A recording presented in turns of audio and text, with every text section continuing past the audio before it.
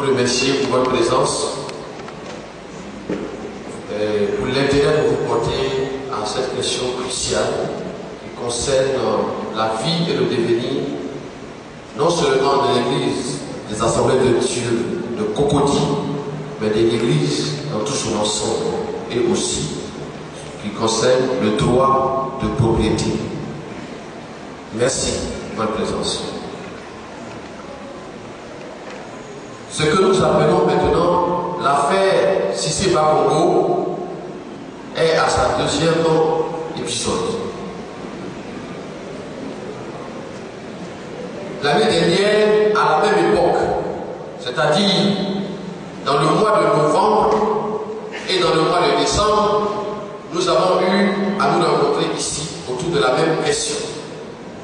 Mais de l'année passée à cette année, qu'est-ce qui a changé dans le dossier? Qu'est-ce qui est nouveau? Ce qui est nouveau, c'est que en 2012, nous n'avions pas l'ordonnance de référé 4900 par 2012 rendue le 28 novembre 2012. On n'avait pas cette décision lorsqu'on faisait la dernière conférence de presse.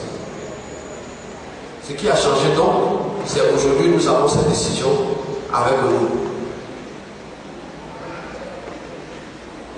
L'année passée, nous sommes propriétaires de tout l'espace que vous voyez ici. Le certificat de propriété n'est pas un document qu'on vous donne à la va-vite. La procédure d'acquisition de ce terrain a commencé en 1999. Mais il y a des correspondances depuis 1994, 1996. Mais la procédure administrative a commencé en 1999. Mais il y a des correspondances de certains ministres qui nous avaient écrit pour nous dire voici les conditions à remplir, voici les documents à apporter. Entre autres, le ministre Constant Bombé, dont tout le monde connaît la rigueur. Et donc, l'Église a pris l'an avec ses autorités et a réuni toutes les conditions et les formalités administratives. Et l'Église a obtenu les documents tels que la lettre d'attribution qui a été signée par le ministre Diapani Kakou. Et l'Église a entamé le bornage qui a été fait par le Bureau national d'études techniques et de développement, le BNET. Et le BNET a transmis ces documents à la direction de l'urbanisme et du cadastre. Et le cadastre a suivi la procédure. Et en 2010, nous avons tout fait, nous n'avons pas eu le titre. 2011, nous n'avons pas eu. Et en 2012, après toutes les vérifications, après les descentes sur le terrain, l'administration a délivré à l'Église le certificat de propriété. Donc, sous l'administration actuelle, c'est sous l'administration actuelle que nous avons obtenu tous nos documents. Alors, qu'est-ce que le certificat de propriété? Le certificat de propriété, c'est la carte d'identité finale. En droit, nous disons, le certificat de propriété est plus sûr que votre propre carte d'identité. Votre carte d'identité peut être mis en cause, pas de certificat. Ceux qui aiment les textes et qui ont besoin de références, je vous renvoie aux articles 121 et 122 du décret de 1932. En fait, à l'époque, dans les colonies, il n'y avait pas d'Assemblée nationale. Donc c'est le président de la République française qui était l'Assemblée nationale pour les colonies. Et donc, les lois qui étaient prises en France, c'est lui qui les rendait applicables dans les colonies, par des décrets. Donc il a pris un décret qui en réalité a une valeur de loi. Et l'article 121 de ce décret dit que lorsque vous avez un titre foncier, il est inattaquable.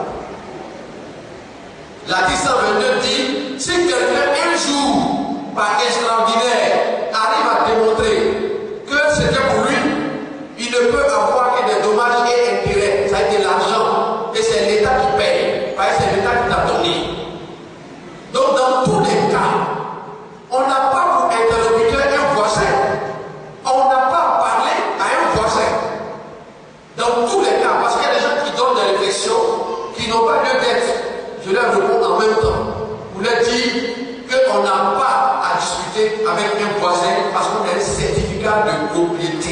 c'est tellement important qu'on vous délivre 2 copies, 2 exemplaires originaux. Et ces exemplaires, si vous les perdez, vous avez au minimum 2 à 3 ans pour avoir un nouveau. Ça, c'est quand vous êtes vraiment fort et que vous vous êtes battu. Chaque jour, vous avez laissé toutes les affaires, vous ne traitez que ça.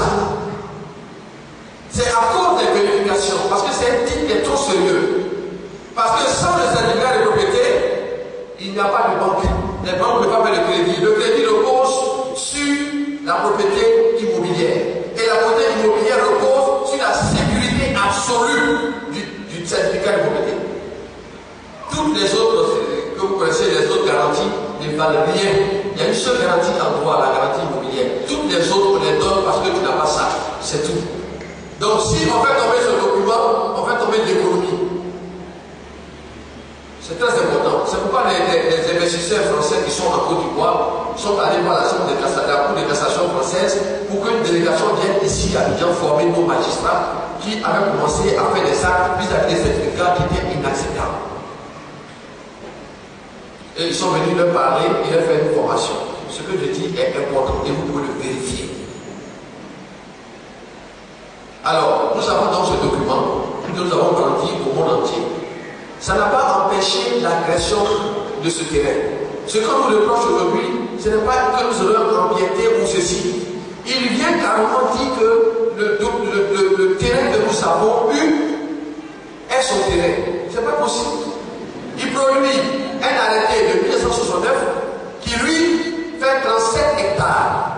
Et dans cet arrêté de 69, il n'y a pas la route que vous avez prise pour venir ici. Alors que nous savons, dans le droit de l'urbanisme, qu'on ne peut pas créer une route publique dans une propriété privée. Parce que pour créer une route dans une propriété privée, on est obligé de créer 2 titres.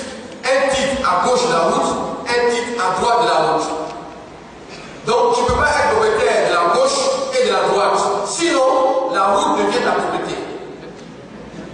Et c'est le document ici qui établit ce retrait-là par l'administration pour la confection de la route qui est là. Donc au niveau du droit de propriété, parce que je sais que beaucoup de gens se posent des questions, il était important que je revienne sur cette question pour fermer cela une fois pour toutes.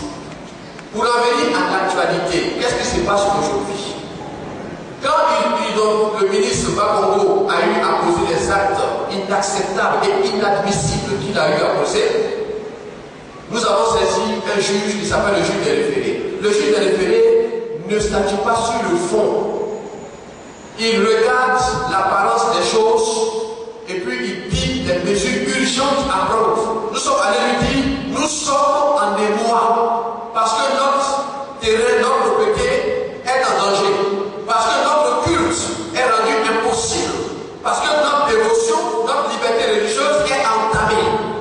Et le juge des référés s'est saisi dans l'urgence et il a dit, nous demandons à l'université d'Abidjan, de Souvani, et tous ceux qui travaillent au niveau de l'université par conséquent, d'arrêter tous les travaux sur le site et de ne plus entamer de nouveaux travaux. Voici ce que dit la décision.